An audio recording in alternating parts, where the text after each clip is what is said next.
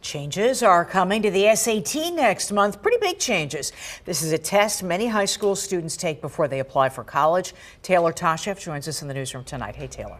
Hey, Alicia. Well, no need to make sure you have a number 2 pencil or worry about filling in the bubbles the entire way on the SAT. The test will now be digital with a new format and fewer questions. Put your pencils down because the SAT is going digital.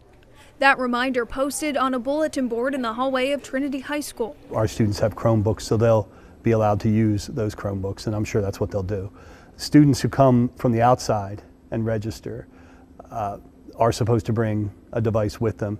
If they can't, testing centers are supposed to provide those devices. This is definitely, I would say, one of the biggest changes that we've seen to the SAT for a really long time.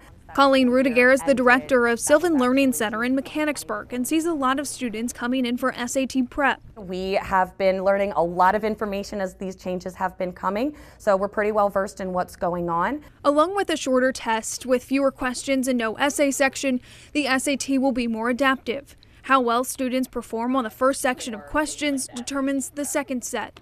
And then it's going to kind of see, okay, how did you perform? What kind of abilities do you have here? And then that second stage of the test is actually going to be much more tailored and suited to that individual student's strengths and abilities. So the score range is still going to follow the standard score range that has always been in place for the SAT. The overhaul of the SAT comes as some colleges and universities do away with it. Many schools are test optional, and some schools are what are called test free, which means you can't submit the score even if you want to. Other schools are keeping it as part of the admission process. Recently, some high profile schools have moved back to requiring it. Still, the majority of students will be charging their laptops instead of sharpening their pencils. Here at Trinity, it's probably in excess of well in excess, above 95% of the kids that take the standardized test sometime junior and senior year. Students will also be able to use a graphing calculator. There will be one embedded in the test, or students can bring their own. Live in the newsroom, Taylor Tashev. Alicia, back to you.